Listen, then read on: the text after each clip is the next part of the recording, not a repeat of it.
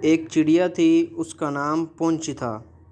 ایک دن کی بات ہے کہ پونچی چڑیا گائے کے پاس بیٹھی تھی اور وہ دانے چگ چگ کر کھا رہی تھی۔ اچانک گائے نے گوبر کر دیا اور چڑیا اس گوبر میں دب گئی اور وہ اڑ نہ سکی۔ اور دوسری طرف سے ایک کتا آیا۔ چڑیا نے اس سے کہا کہ بھائی کتے، مجھے نکال۔ کتے نے کہا کہ میں اگر نکالوں گا تو مجھے کھا لو گا۔ چڑیا نے کہا ہاں کھا لینا۔ کتے نے چڑیا کو گوبر سے باہر نکالا۔ اب چڑیا نے کہا مجھے دھو تو لے۔ کتا چڑیا کو کوٹل پر لے گیا۔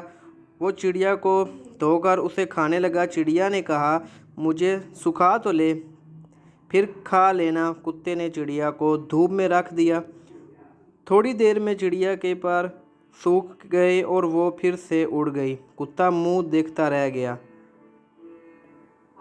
اگر آپ کو میری یہ آج کی ویڈیو پسند ہوئی ہو تو ویڈیو کو لائک کریں، چینل کو سبسکرائب کریں اور بیل آئیکن کو دبا لیں۔ تھینکس۔